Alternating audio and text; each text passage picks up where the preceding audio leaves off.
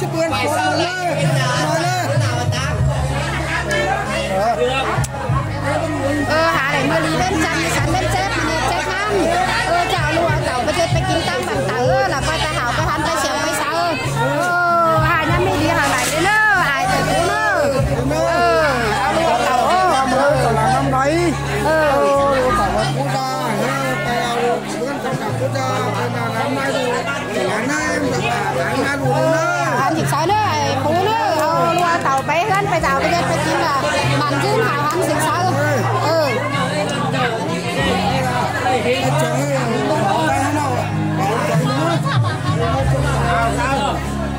bây giờ ông nhìn thấy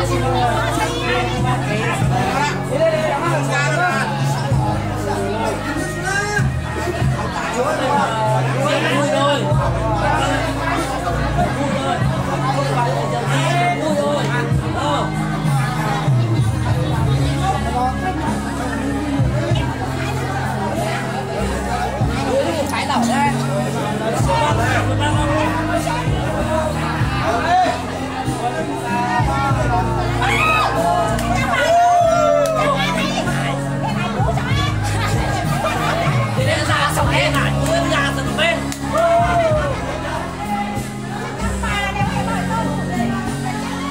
em có tô đồ luôn à? Chứ còn má nó chạy ba cái nữa rồi. Hay là tao đi thôi. Ơi. Phải ăn tàu nó cái báo khẩu mới tàu muốn phải tàu nghe là cái đồ con chó. Ôi, cái chú chào bà sao nó này đã xí lại không mà sao nó đi sao? Nó lại xí à đâu. Coi. Cái này bên kia này. Bên trên này em màu vậy nè. Học xong biết áo sớm ấy. Học xong biết sớm. Phải xong ăn nhiều qua em. Cái này chắc là bên kia là chụp bá rồi. Bắt tay bắt con đâu.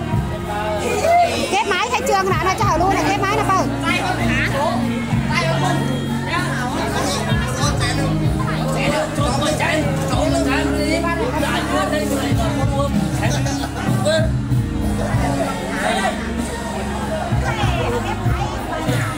Em lại khải, em thì em đâu rồi luôn chứ khải.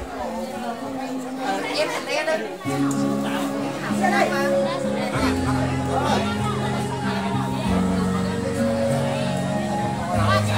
Em đi pan phai cái là ba. Em phai rồi ba. Cờ má ao lên mới khải.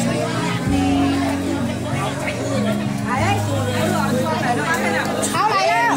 Bếp được lao ba mà là áo đó. Lao bếp đó hả nó. Nó ba nó ăn số ai khải cho cái gì là suốt nó này. Chắc là hiểm thế nào. Ba phải hiểm, con này chôn hả mẹ nó ba mẹ nó nào hàng con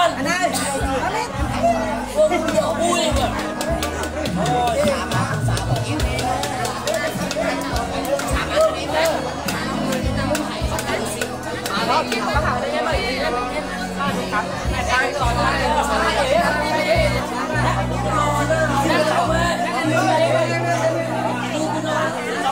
nhát khó lại nữa anh ơi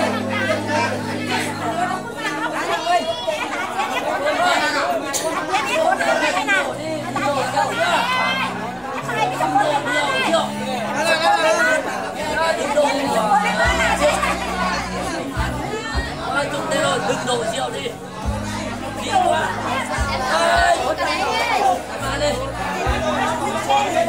đây con nổ phải làm 3 cháu em phải 4 cơ nếu mà nổ ấy phải thêm vào 2 phát nữa không phải là 4 chỉ có thêm 2 phát thôi có nổ thằng cái đó chưa thôi ôm mà tự nhiên đi rồi còn 2 cháu hai cái bát kia đâu rồi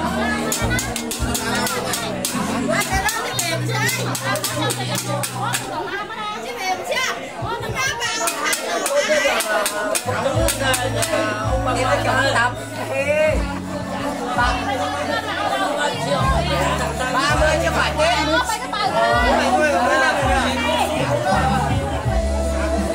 3 bát